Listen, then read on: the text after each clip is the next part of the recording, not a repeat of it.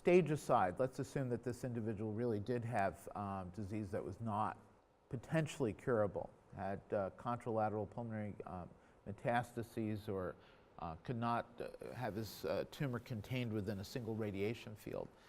Median survival in this group historically has been on the order of about 8 to 12 months with standard chemotherapy. There are two important wrinkles in the last 5 years.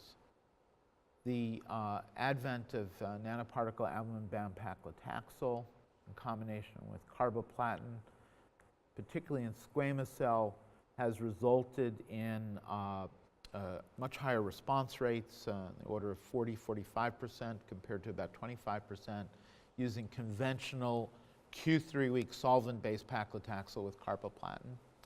And in the large phase 3 trial that ultimately led to nanoparticle albumin-bound paclitaxel being approved, the elderly cohort, about 150 individuals, we observed a 9-month improvement in progression, in overall survival, and median survival, from about 10.5 months using conventional Q3-week paclitaxel and carboplatin, going up to 19.5 months for the elderly cohort receiving NAB-PAC and carbo. So if this individual did not harbor PD-L1 positivity, if the tumor had less than 50% expression, my go-to regimen, at least as of 2017, and really for the last 3 to 4 years, has been combination carboplatin with weekly NAB-PAC grafted onto the carboplatin.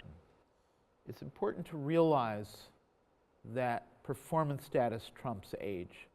Individuals who are PS0 or PS1 do far better than advanced lung cancer patients who are PS2 or 3, regardless of age. Age alone is not an impediment to therapy.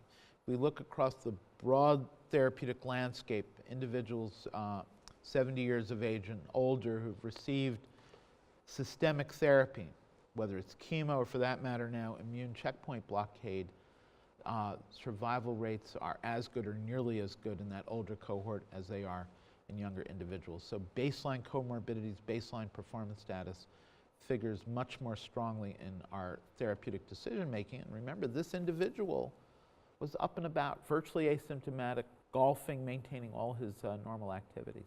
This gentleman's experience, unfortunately, was a bit atypical for those with 50% or higher expression of PD-L1. Remember, he was about 65% or so.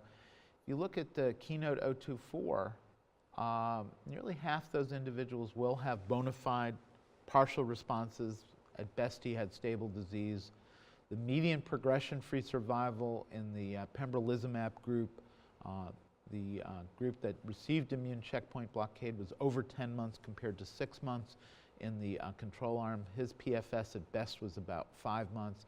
So unfortunately, he's drawn the short straw, at least from a prognostic or therapeutic standpoint. In terms of how individuals manifest disease progression, there's no set standard or no set scenario. It can be intracranial progression alone. This gentleman did have a seizure, and that was the tip-off to new sites of disease. It may just be local progression or progression in established sites of cancer. So at a minimum, in individuals who are receiving checkpoint blockade or chemotherapy or TKI, I will usually obtain follow-up imaging, generally a CAT scan, at 2 months or 2 to 3 months for the first 6 months. And then if disease is under control, if we've seen a response or at least disease stability, start spacing it out at 3-month intervals. So that's our usual standard approach. Pseudoprogression is actually quite rare. It's been seen up to 10 to 15% of individuals with melanoma, which is where the checkpoint blockade was originally approved. In lung cancer, it's a bit lower. I was recently at a meeting with Dr. Bramer, who's really one of the gurus of checkpoint blockade, and she cited a 6% incidence. We have looked at 175 consecutive individuals treated with nivolumab from the time of its first approval, March of 2015, to March of 2016. So 175 patients with advanced disease, all of whom received single agent Nivo, and our incidence of pseudoprogression was 2.8%, so 5 individuals in that number. It's important to look for, but if the patient is having rapid growth of tumor and is becoming increasingly symptomatic, that almost invariably is real progression, not pseudoprogression. Pseudoprogression usually is associated with at least symptom stability, occasionally symptom improvement, and the pace of progression is by and large, not uniformly, but by and large a bit more indolent.